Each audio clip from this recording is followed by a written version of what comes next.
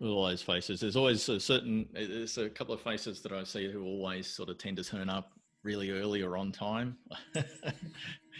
For busy people, I really appreciate that. People, as you're joining, up top right, put it into from speaker view into gallery view, and you can sort of see each other, feel like you're part of a whole lot of people. Feel free to turn on your video so we can see you. We'll have a few minutes to for the room to fill up. Yeah, that's the slightly awkward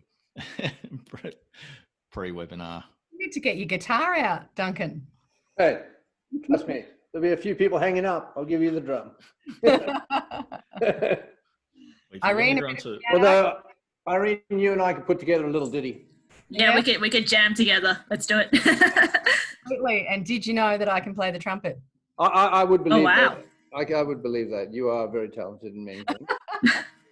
I scared my kids the other day. I was practicing the last post because I'm going to play it for my elderly neighbour on Saturday. As you do. I was standing out of my driveway.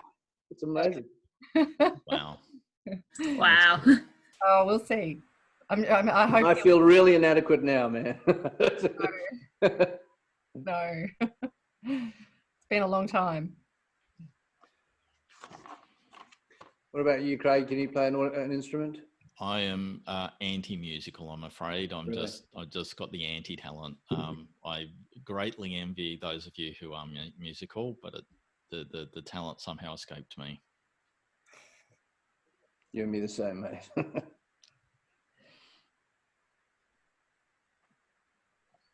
Look at all those people logging in. Click, click, click.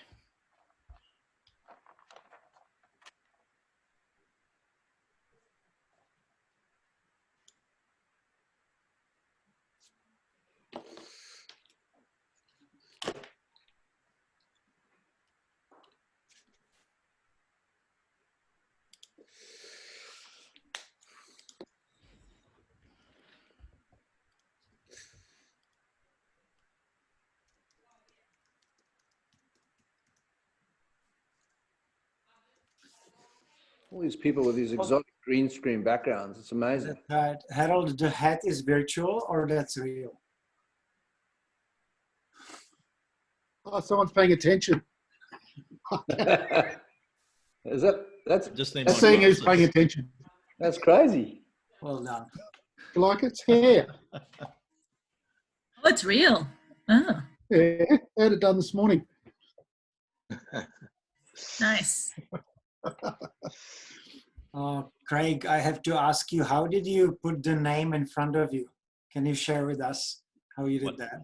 What name in front of me? So Craig Murphy has Race to the Cloud sort of. I'm really interested in how you did that. Oh, a different Craig than me. Sorry. Yeah.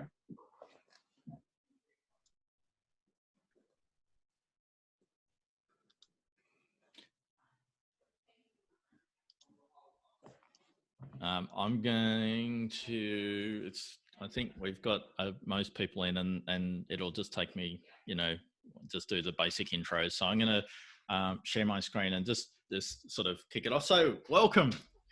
Another week's webinar. I hope everyone's sort of full of beans and excited to talk about a challenging topic, which is resilience. And we talk about resilience when bad things happen. But the fact of the matter is, bad things happen. When you're an entrepreneur, you probably need more resilience or more used to being in resilient situations than maybe on average, because we take risks. We go out there, we try to do something new. It's different, it's difficult. And resilience, determination, bouncing back, grit, whatever you want to call it, it's really important. So we sort of thought we'd put up this topic today. It's pretty topical because of the COVID crisis, but actually I think, at any time, resilience is important for an entrepreneur. So let me just tell you what we quickly introduce ourselves. My name's Craig Davis. On the chats and in the behind the scenes is Irene. Our two panel discussion guests today are Shelley Melbourne and Duncan Amos. We'll get them to introduce themselves properly later. So grateful to have such amazing people on and with such rich experiences of good and bad things, and they're going to share some of that. So just quickly, for those who haven't been on our webinar before, we do try and keep things moving really quickly, try and make really as effective use of your 1 hour as possible. We want everyone to feel really welcome. If you have any difficulties, the first line of attack is to go onto the chat and chat to Irene, and she'll give you some help. If that doesn't work, you know, give her a call. She'll publish a phone number if that's needed. We want you to engage in lots of questions. First way of doing that is through the chat. So, you know, bang stuff in the chat. Mostly we'll leave you muted, but we'll try and get some real conversations as well. It goes without saying that everyone should be respectful. We love everyone to be really active, get involved, do things. When I set you a little challenge, do it. Have a go, try it, and I'll do some of that, and hopefully we'll have a fun time. Today, I'm gonna show you a slide. As I said, I'm gonna come at it from a bit of a different angle. We're gonna talk about big impact stories. Why are we here? Then we're gonna have a bunch of time to talk to Shelley and Duncan. They're gonna give us some tips about resilience that they've found useful in their careers. And then hopefully have a really interesting conversation and give you all lots of chance to ask questions of them. I'll leave you with a challenge, and of course we need to wrap up and discuss where next. If that makes sense, Irene, did any things that I need to look at in the chat? Yep, so far so good. Okay, good. So look, I'm going to quickly share a couple of really quick tips from me about resilience. And I often say resilience is actually partly about when you're not sure what to do. So you know, when something bad happens or you feel set back, part of it is what should I do next? And I just want to throw out there that angle. When I'm unsure what to do, I always think about my values. What's really important to me? It'll be different for everyone. Everyone has their own personal values. Go to your personal values.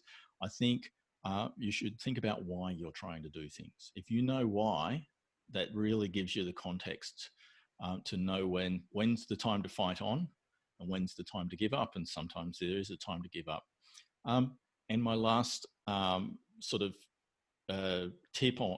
pair of tips really on resilience is when you're not sure in a difficult situation, actually focus on the process of figuring out what to do or trying things, testing ideas, and see the process as the outcome.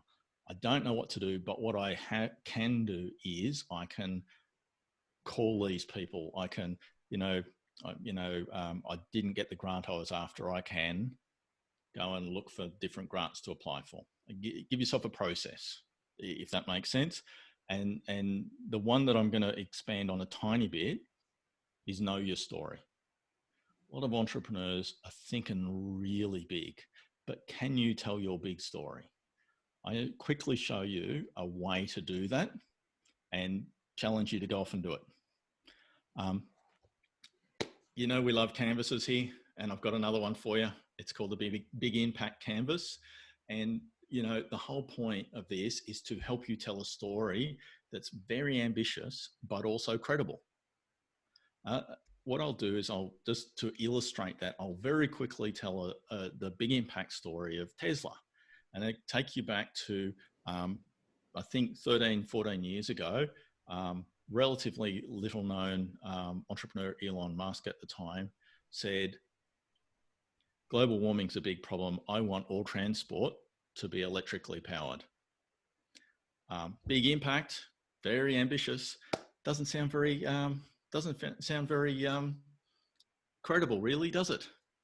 So let's tell a story. That was the beginning. That was the end. You see massive impact on the top right.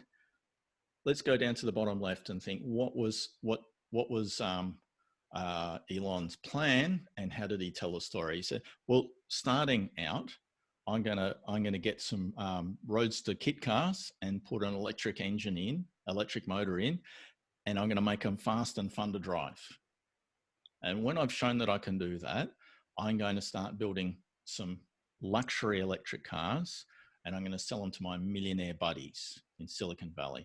This is very different at the time from the majority of electric cars were really targeting efficiency, green buyers, low price point. He went in the total opposite direction and said, I'm going for my millionaire buddies and it's going to be the coolest car around. Once you do that, you start to get some reputation, market share, etc. You say, now I can sell it to a wider group of people, a merely well-off middle-class people, and expand the models or introduce new models in bigger production.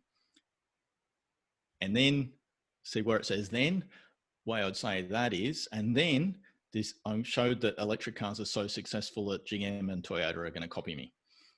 And then we head to a future of 100% electric vehicles, or a very high percent of electric vehicles. Not quite there yet back in 2020, but you can see that is actually delivered a lot of that story. And that was the story that they started out with Tesla. I've said it differently, but it was the basic principles. So what you can see there is you can create a story that starts from where you're at, goes to some people, offers them some exciting value, builds on that success to do more or reach more people, and takes you on a pathway to a really big, exciting outcome. Now, it doesn't have to be global warming. It needs to be something that's exciting to you. So what we would love you to do is to spend a few minutes thinking about these questions on the screen and then create a story. And in our workshops, we usually give people 5 or 10 minutes to do that and then tell them to the partner sitting next to or person sitting next to at the table. Can't quite do that in this webinar format, but I really want everyone to be scribbling on, thinking about those questions, tell a story, work on it. And at the end, and then I'm going to get you to tell it to other people. But we won't do that right now. What I'll do now is stop sharing my screen so I can see any chat questions. Does it make sense? While I look at that, make sure you just, start writing down. Like, why am I here? Do you know? Can you say it? If you say it out loud, will it feel good? Will you think, actually, I like that story. It makes sense. Does it make sense to everyone that an ability to tell a big story like that is highly relevant to how resilient you are as an entrepreneur? If you know what you're trying to do, how you're trying to change the world, and you're going to inspire people, but you also inspire yourself. Craig, we've just had a comment from Mitch, who said the then part, the then segment on the canvas is the company vision. Did you want to comment on that? Look, this is all a different way of coming at your mission and vision, right? And there's nothing wrong with traditional mission vision structures. I just personally like to do it I want to show you a different way to do it, where you tell us as a story. That'll suit some people better than others. You need to have a vision. Why are you here? Right? What's the purpose of it? Absolutely. Any other comments or questions? If people want to have a bit of a work on that, Bryden said, make it personal to you. Put your personality in. Great point, Bryden. And if it doesn't have any of your personality in it, by the way, it won't be a good story. It won't make sense. When you go to say it, you're going to write it down and it all makes sense. Then you go and say it out loud. You don't feel excited. Nobody else is going to feel excited. When you say it and you think, wow, I am really part of something pretty important, that's the start. think at this point, probably let's actually bring in our fantastic panelists, Shelley and Duncan, and I'll get you to go off first, Shelley. Maybe quickly introduce yourself and tell us a few things that are important to you about resilience, and we'll go from there. Hi, Craig, and hi, everybody. Thanks for having me. I think, gosh, I could write a book about resilience, honestly. For those who don't know me, 30 years ago, my husband, Phil Williamson, and I started a software technology company at the height of the PC desktop revolution in 1990. And so 30 years ago. And look, we've been through so many dramatic chapters in our business that I feel like I'm reasonably well credentialed to discuss resilience in this context. And what I wanted to say firstly, some of you may or may not know that I actually have a degree in psychology and computer science. So very fascinating to combine that people and technology aspect in this conversation. But firstly, I wanted to acknowledge that this is a very complex and deep topic, and you know, we are actually making light of something that you know, a lot of people suffer deeply from. So I just wanted to make sure that you know, if anybody on the call is in that category, that you actually seek professional advice.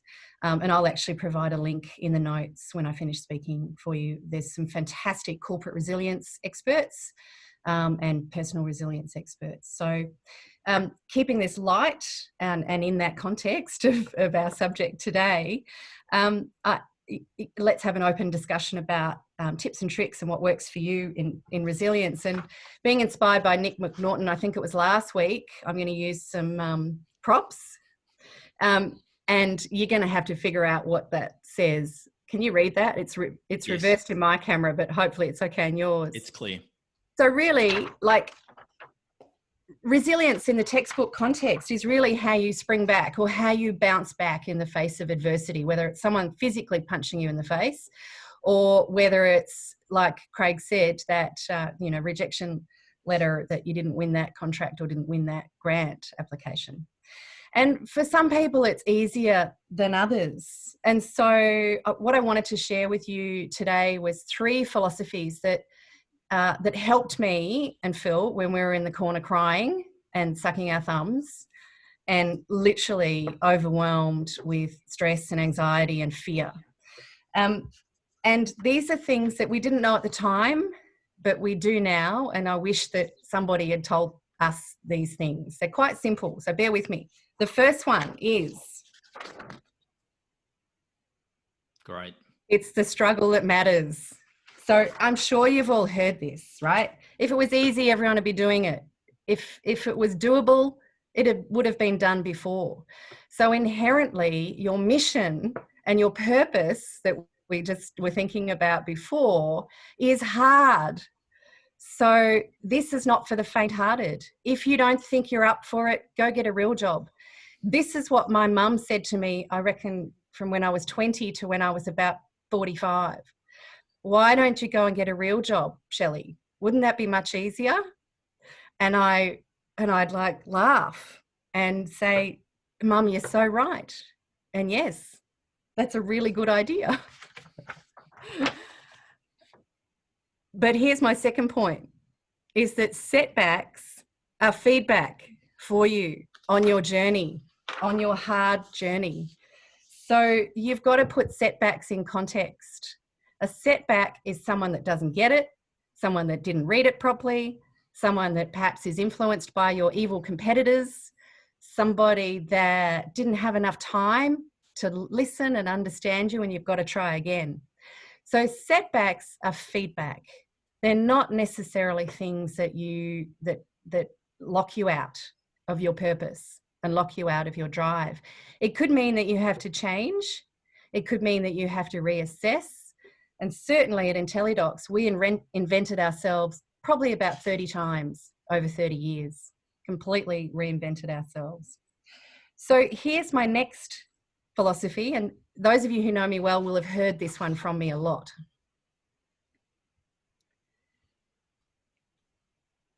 I love sailing. Smooth waters don't make good sailors.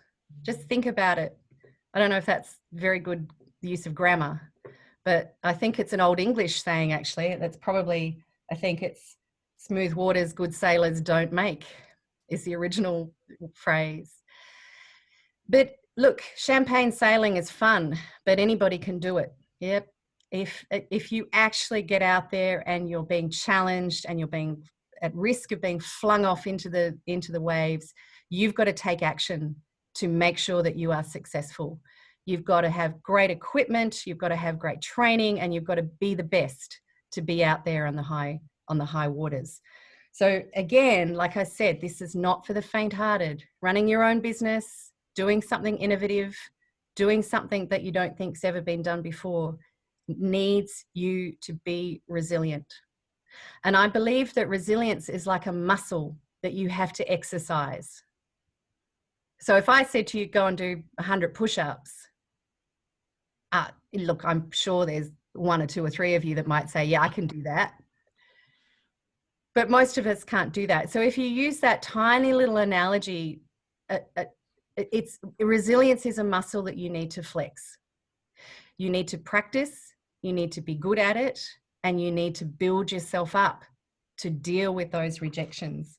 And I was talking to Craig earlier, and over Easter, I had a bit of spare time, and in my study, there's 25 years of business paperwork that I hired one of those secure wheelie bin rubbish removal things and proceeded to throw out a whole lot of stuff. And guess what I found in my filing cabinet?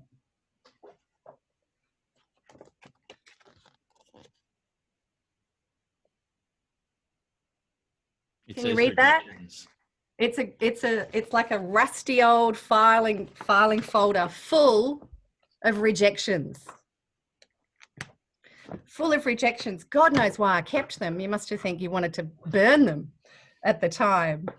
But there were contract rejections, grant rejections, bank loan rejections. Oh my God, you could not believe how many rejections we got over so many years. And you know what? We just got used to it, and we had to figure out how to overcome it. And the last one I'm going to put up before I hand over to Duncan, because I know he's got lots more, is you've got to put on your armor. You've got to say to those folks that rejected you for the grant, that rejected you as a client, potential service provider, or as a bank loan applicant, you've got to say, I'll show you. I will figure out how to get this done, and I will show you. And if you can't, it means your purpose isn't strong enough, your conviction of your purpose isn't strong enough, and you haven't quite found what drives you to get over that. And if you're struggling, reach out to your mates, reach out to us, reach out to all these great people on this call, and there's many more as well. And we can help you learn how to put your armor on. Duncan, I know you've got your armor on at the moment. First of all, I need to unmute. That'll be a good start. Thanks, Shelley. It's always good to listen to you. And there's been many occasions where, I've been in a really bad space, and I found that these sorts of networks are what's got me through. There was one particular time that you'll remember, Shelley, where I was just about to implode, and we sat down at Deloitte offices, and you looked me in the eye and just gave me a couple of home truths, which put me back on track. And I guess, that's what I found as being a business owner, is that it's not always as fun as people make it out to be, but most of it is awesome. And if you can just get over that sort of tough times, it's always going to be good. Look, I was fortunate enough to start a business with my business partner, Phil Preston. And I'm going to be honest, we started this business and we just saw a niche market and in the photo booth game, and everyone thought, well, that would never work. And we got told several times that, why would you want to be in photo booths? Why do you want to be something cool like, in computers or IT, or, why don't you create some fantastic other idea? But we just thought this might be a good idea. And so we started to do the research, and, lo and behold, we became the largest manufacturer of photo booths, certainly in the Southern Hemisphere at that time. But in the early stages, I've got to be honest, I've run my own businesses a couple of times in various different forms, and many of them have failed and failed miserably. But this one just seemed to go from gangbuster to gangbuster, and it just seemed to go really, really well. And we were just sailing along, thinking that nothing could get in our way. until we became a real business. And the moment we became a real business and started employing staff and getting overheads and all the things that come with having a real business, we just discovered the real reason of resilience. That was the moment that really just, made us have to rethink the way we went about it. And long story short, we were lucky enough to build our business up to a point where an overseas company was interested enough in purchasing us. That in itself required resilience, just trying to get through the negotiations there. That just about killed me. And it was at that point that Shelley jumped in at exactly the right time. So did Marcus, actually, for those of you that know Marcus. Gave me some stellar advice that really got me through it. But another friend of mine, Peter Bureau, said to me that the ability to reset is in direct proportion to your resilience. And I didn't really quite understand that in the initial phases. Now, what does that mean? What he was saying, what I found out was when I was so stressed and everything just wasn't going the way I wanted it to, like what's happening now, a lot of people's businesses are falling apart because of external factors. And you're just so stressed. Everything just seems to be just overwhelming to a point where you just don't think you can get up in the morning. What he meant by that was you need to have reset points. And I think that's kind of what I want to get across, because it saved my life, reset points, understanding my reset points. For some people, it's just as little as going home and being with your family. That reset point will allow you to get up in the morning and do the next thing. It might be going for a walk, it might be exercising, it might be fishing, it might be golfing, whatever it happens to be. For me, it was just going home and sitting at home away from the mayhem and the nuttiness that was going on. And when we were at our worst, when things were just going absolutely diabolically, we would get together in the morning and quite simply just set a morning goal. And then we would set an afternoon goal. And then we would go home, and if we weren't weeping, and I'm not joking, when I say weeping, we were not in a good space. We would just get through moment by moment. And when I look back at it, I discovered that stress is all relative. It's relative to where you are at that moment and what you're doing at that moment. And it's really nice to have a big goal. I think it's a great thing. I personally was not very good at that. The moment I started setting a big goal, everything just seemed out of reach for me. I just couldn't do it. When I was deep in the quagmire, I just had to bite-sized pieces. Those tiny little victories is what made us become a little more sane. So, you hear a lot of people talking about, success. And I often talk to business coaches and so on. And the very first question I ask them is, have you ever been broke? Or have you ever come close to being broke? Or have you ever come close to ever losing your business? And if they say no, they're not the kind of person I necessarily want to hang out with. Because it's real easy to preach success. It's really easy to preach success. But I can tell you now, is the people that have been in the corporate, and I know that Shelley's been way down there, and there's a few people I'm looking at on this monitor here that I know have been really deep in the doo-doo. I want to swear a lot, but that's just not cool here today, so I'll try and keep it clean. We're deep down in it, and those are the ones that give you the right advice when you need it at the right moment. And so this is what's good about this particular group of people. If you want to kind of get to know as many of these people in your network as you can, and I'm not trying to promote this, I'm just saying that it literally did save our lives. And I say lives because I literally mean lives. I'm not just talking about our business. We got so deep in it that there were suicidal moments for us. Suicidal moments.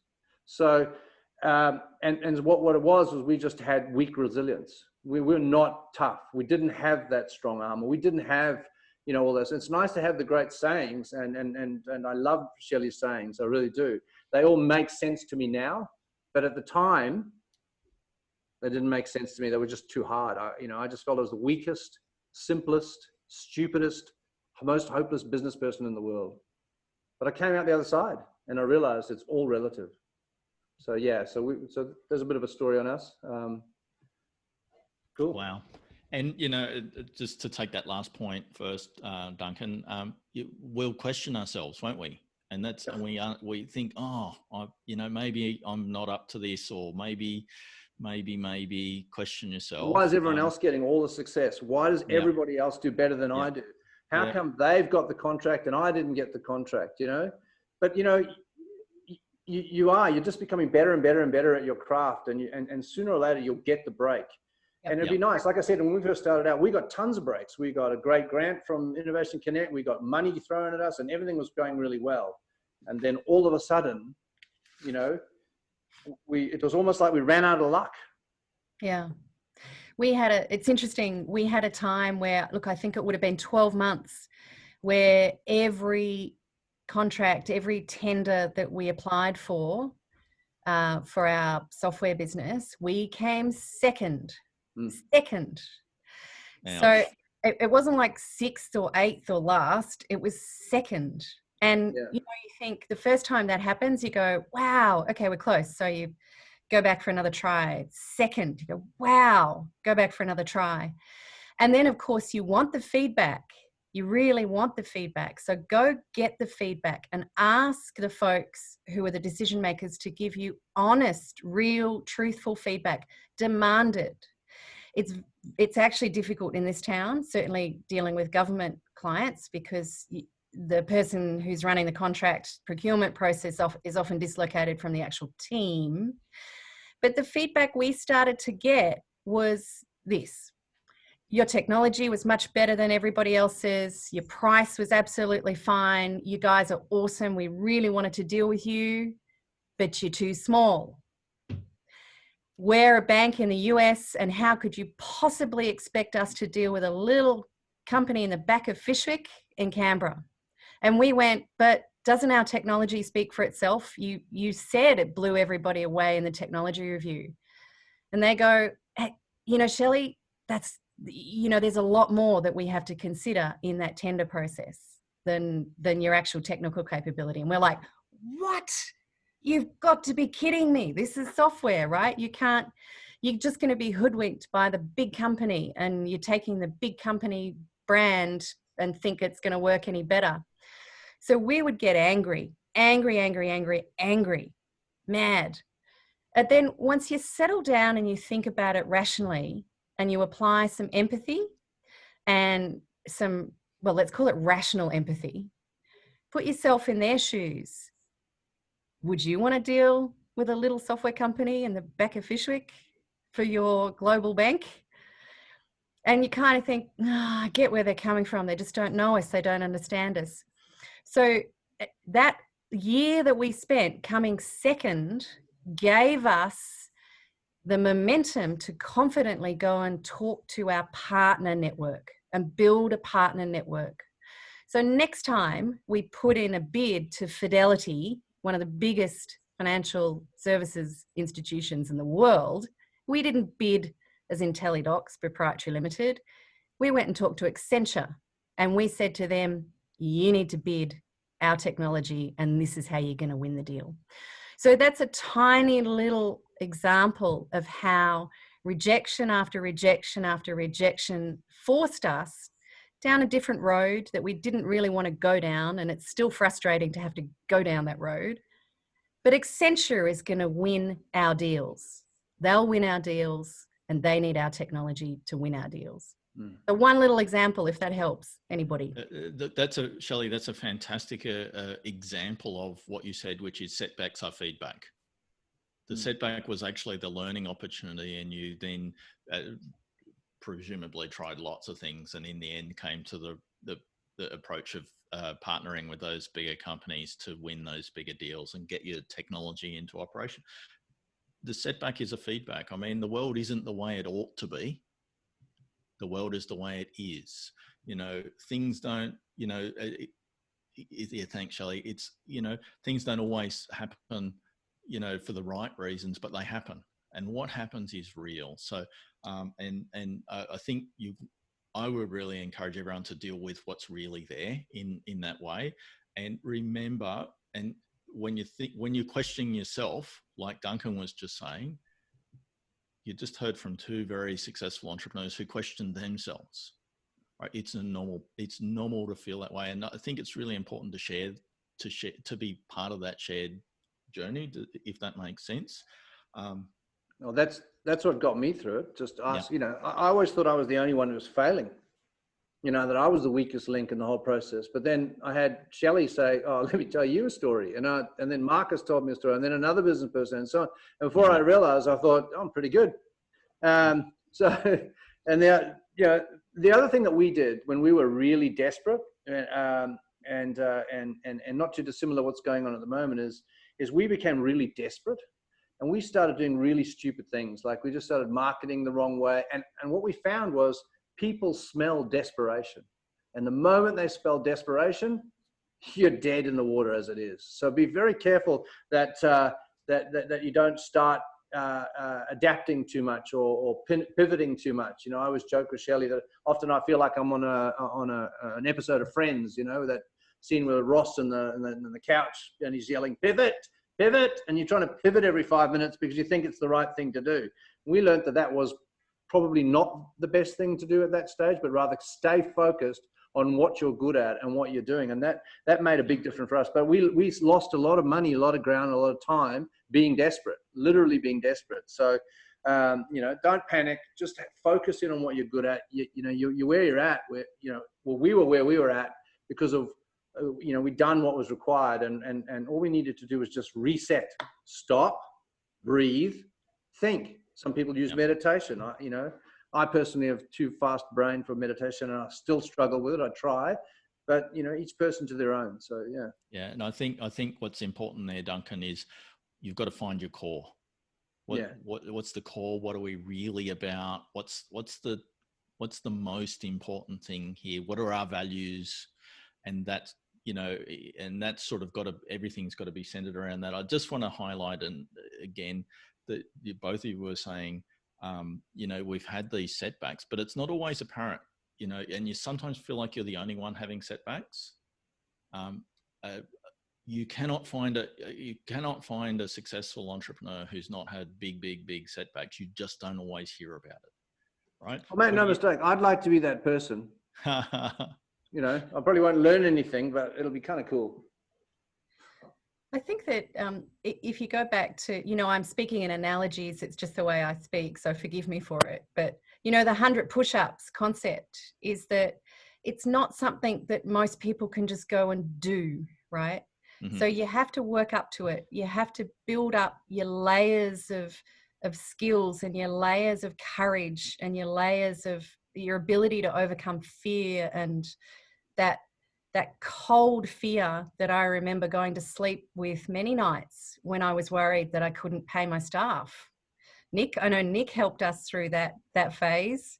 Nick McNaughton was a great listening ear for us. And thanks, Shelley. Years ago, Nick, we were walking on a knife's edge, and we believed in ourselves. We knew we had a great product. But we had, I think it was 70 staff and their families that depended on us every fortnight to pay them. And that is a cold fear, that fear. And when you can't get a line of credit at the bank because they just don't understand your business, or that, you're off that kind of approval profile, it's so frustrating. But surrounding yourself with good people who've been there before can actually give you some comfort, firstly, and also some advice as to things that you could think about. Now, nobody wants to patronize you, right? Because your business better than anybody else on this planet. It's yours. It's your idea. It's your passion. But there are a few things that experienced business people and entrepreneurs can do to just give you some comfort that might let you cycle back a little bit and not be overwhelmed by the next 20 push-ups that you've got to go and do. I think the most important thing is your innovation. I think someone said it out in the chat, is fragile. It's supposed to be hard. It's actually, the scientists in the room will tell you innovation is actually impossible. It is the imagining of the impossible, and lots of steps to get there. So if we use that analogy of 100 push-ups is impossible, how are you going to get there? You're going to get there by doing 1, 2, 3, 4, 10, 20, 30, and then you're going to start really practicing the art of resilience to get to 100. And I think if you can categorize that, you'll see that nobody expects anybody to be able to go do 100 push-ups. first off. You've got to build up to it. You have to build up to it. Otherwise you're going to break. Yeah, totally. And you know what, in some ways what happens in business is your challenges get bigger over time, but you get more capacity to deal with them. People are asking about how do you deal with too much stress. I'm going to deal with lots of questions on the chat. I just want to quickly throw in one point for me. People were talking about getting feedback, and you talked about how important it was that you got that feedback.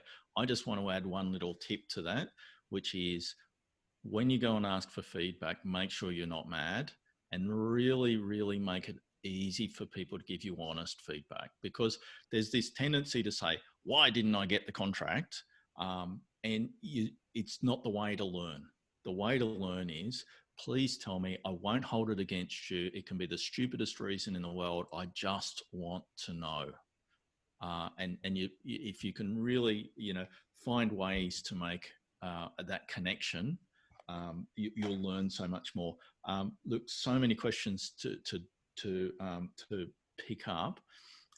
Right early, somebody asked about too much stress. Duncan or Shelley, do you want to talk, when it's ramping up more and more, when's too much? How do you deal with that? Again, it's all relative. I mean, stress is relative to what you're doing. I mean, you could have someone who's somebody dying of cancer and your stress is a certain level, whereas you could be losing your business on the back. It's a different thing. You could be just stubbed your toe. Stress is stress. Doesn't matter what it is. It's just what it is. But you got it. What we did, and I can only tell you about what we did, was we just had to take moments to stop and just look at what we were dealing with and then deal with it step by step.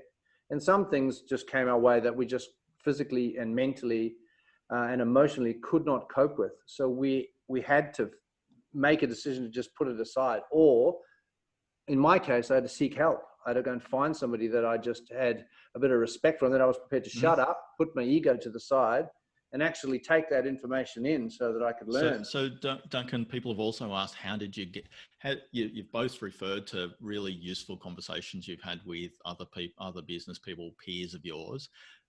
How did you set that up for success? Why were you able to have those conversations? Well, in my case, a couple of times was quite by accident. There's often the right person at the right time if you're actually got your mind open. And one of those times was with Shelley, just after a meeting with at Deloitte. She just happened to be there at the right time. So that was one of those. The other thing was,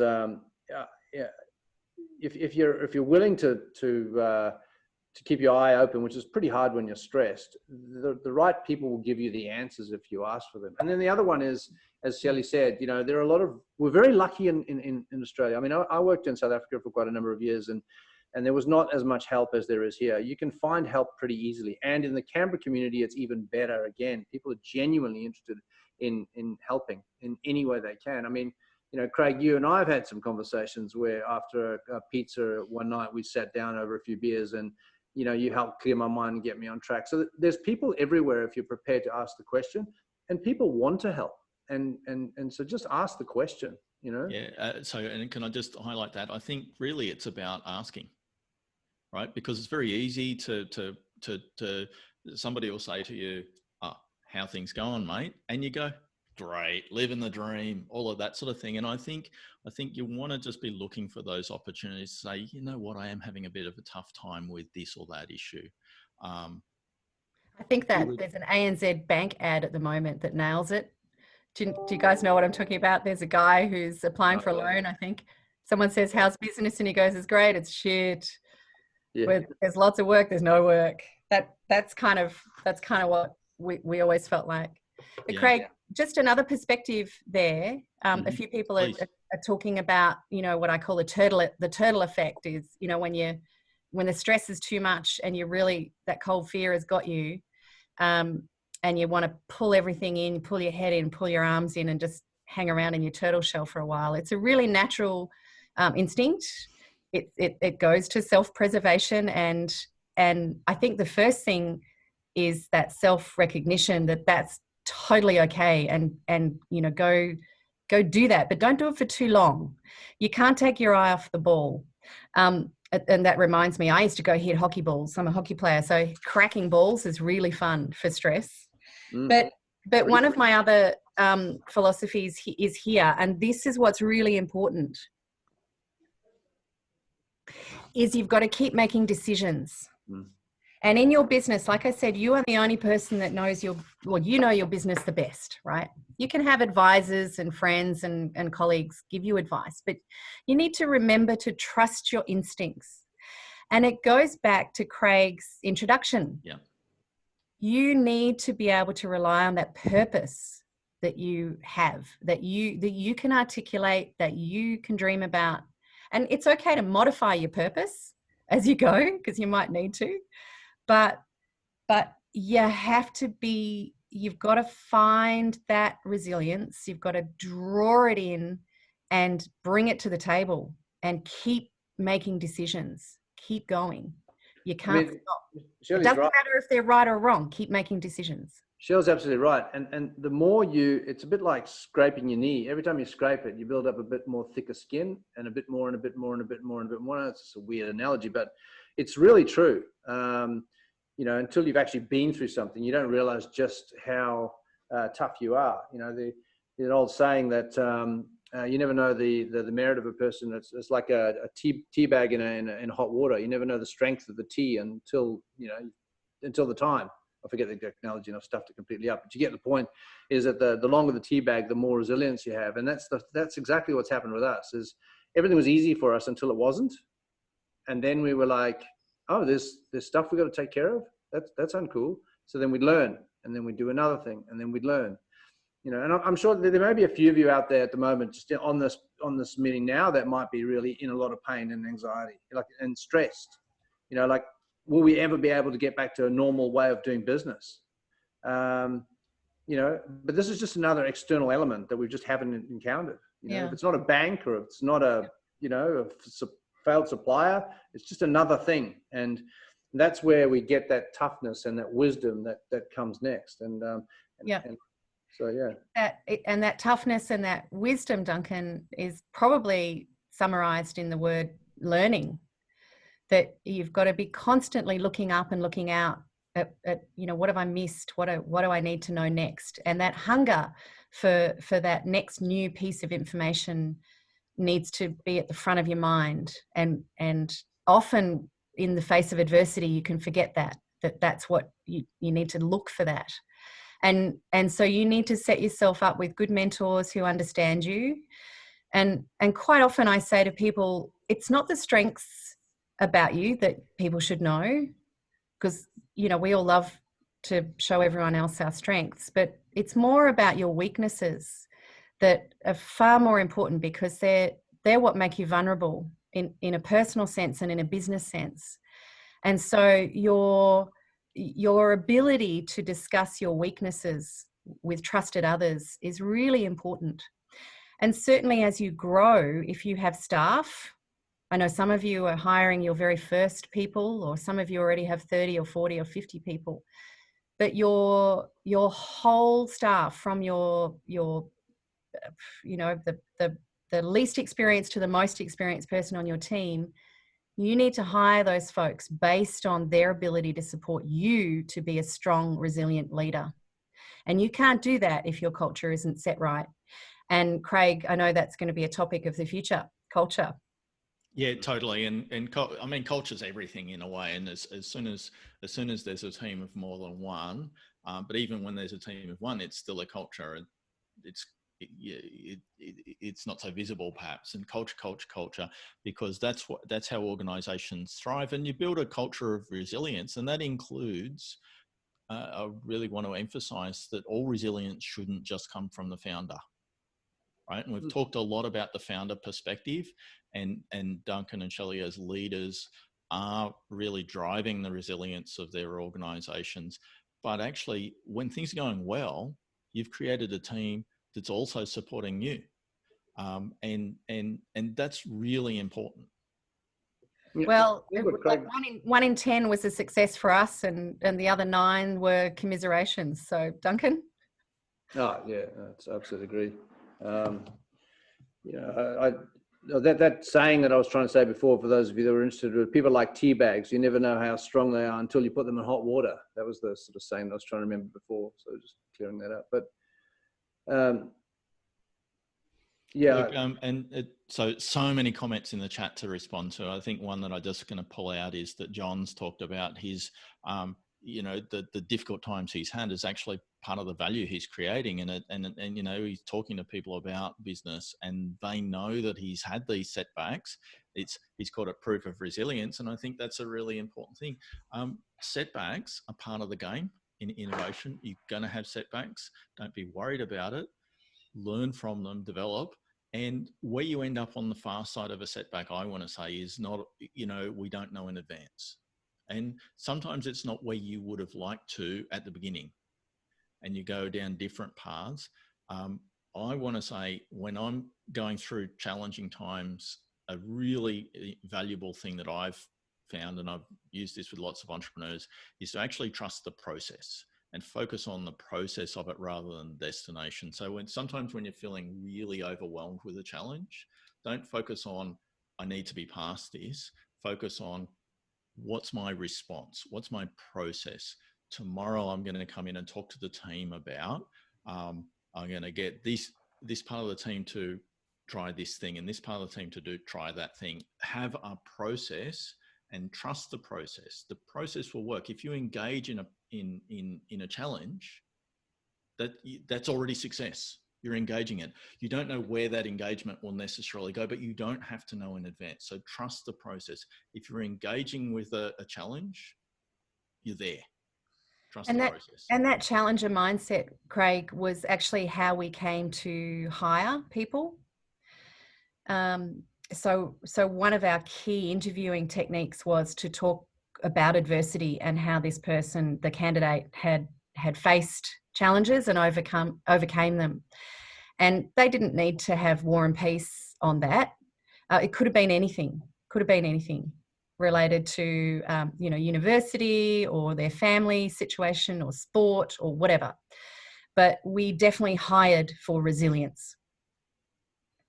Yeah, and just ask the question, and but you have to build some trust to get people to tell you about their negative stories. I'm sure you became good at that, Shelley.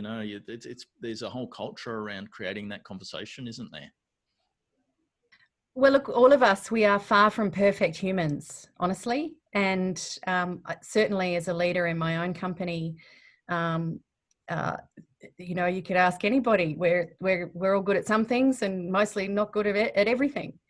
And so if you have that mindset, you can really set about establishing your leadership as a really inclusive, open leader, because we were solving so many challenges every single day. If you go back to my sailing analogy of smooth waters don't make good sailors, we had to all trust each other, of making quick decisions and doing things and getting things right, getting out new releases quicker possibly than we should have. And we were all trusting each other. We all had each other's backs, and you can't go through those experiences together unless they're hard. Yeah, and when you've been through the hard experience, it creates that shared experience and that bond, which is the cornerstone of a really strong company culture. That's right. Just looking at the clock, we're really Can stretching it. But I want to just answer one. Nick asked a question. Yeah, I wanted to bring up Nick's question because I think it's a really good one to perhaps wrap up on. Yeah, cool. So, do miracles happen? Shit, yeah, they do. I was going to say, like, when we're like, as long as you're in the game, then you got a chance. If you're out of the game, well, then it is a real miracle, I guess, to the true sense of the matter. But yes, like we just honestly thought that it was all over, bar the shouting, and we're going to lose our houses and lose absolutely everything. And then all of a sudden, out of nowhere, and it came from some unconscious competence or reticular activator. We didn't know that we were looking, but we were looking anyway. And we asked the question when we were sort of in the quagmire. We turned to someone and said, I wonder if so-and-so would buy the business. And it was a throwaway line.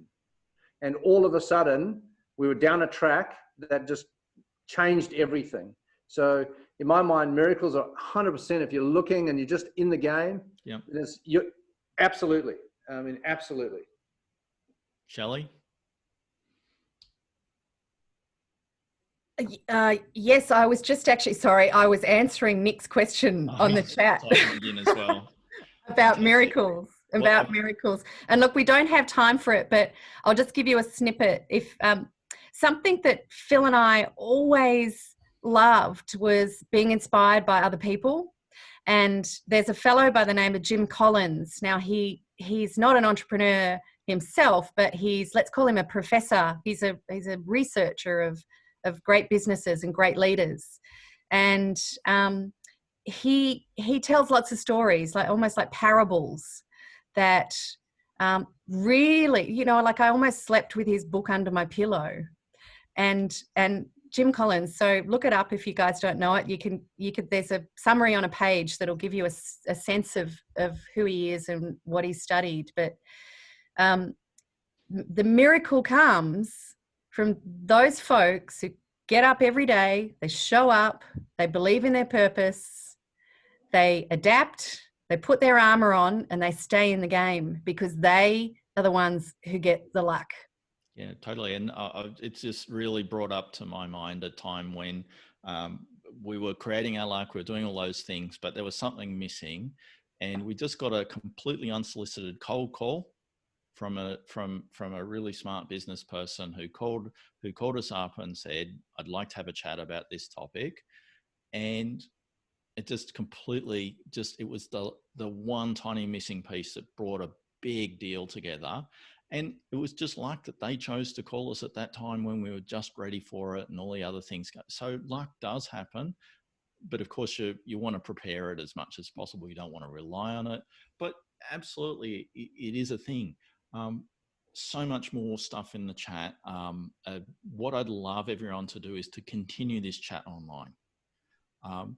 Engage with get on the LinkedIn group, ask more questions, talk to each other about your experiences, ask some more of these questions of each other. You know, we might be able to dip in as well. I really want to encourage everyone to continue that conversation. There's only so much we can do in an hour. I'll bring up my screen just briefly. This week's challenge, it's gone white, but I really do want you all to create a story with a big ambition in it and a story about how you're going to reach that ambition. And your challenge is tell it to people you don't know. If you can't tell it to people you don't know, I'm trying to change the world by building an amazing entrepreneur ecosystem here in Canberra. If you can't say that and tell them 2 reasons how you're doing it, you've got to force yourself. You'll be glad you did. Please, please, please do that. Keep talking to each other. Keep engaging in the networks. I'm going to skip these prompting questions. I'm just going to very briefly mention next week we're going to talk about money. We've got a really A-list panel: Damien Hollingsworth, Anne-Marie Perrett, Ken Kroger. Super interesting. We're going to come at money from a slightly diverse perspective. It's not just here's a list of grants you can apply for. We'll try and have a real conversation. After that, I've got Matt Bullock in, and we're going to talk about metrics and driving growth. And that is a subject that's really close to my heart. And anyone who knows Matt knows that he really does that. And that's how he's grown a very substantial business, by being absolutely obsessive about knowing his numbers and driving his numbers forward. So I just wanted to mention those things. I'm going to go back and see there's lots in the chat. If there's anything else that I need to respond to, if not, I want to leave you all with the thought from me: be part of a community, engage with people, find your support each other.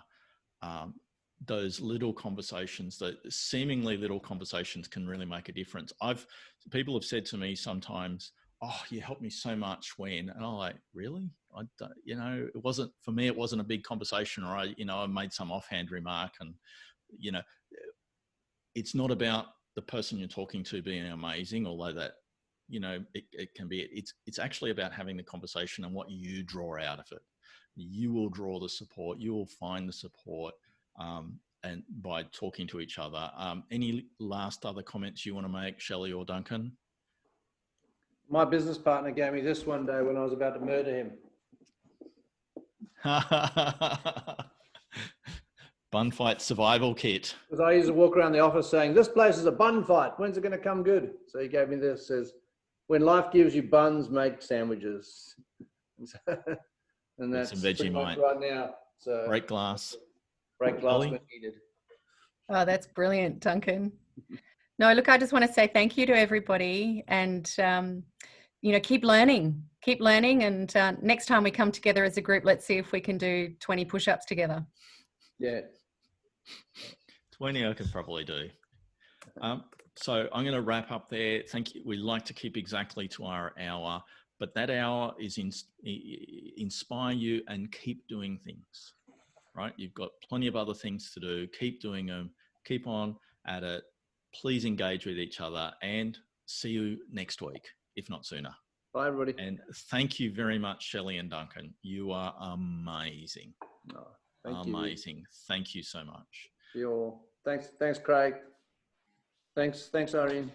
And thanks Great. everyone Bye. for being part of it, right? Thanks, This is Shell. nothing without you. Bye, everybody. Okay. Thanks, Irene. Cheers, everyone. Love Thanks. you. No worries. Bye. Okay. Bye. Call you, Shell.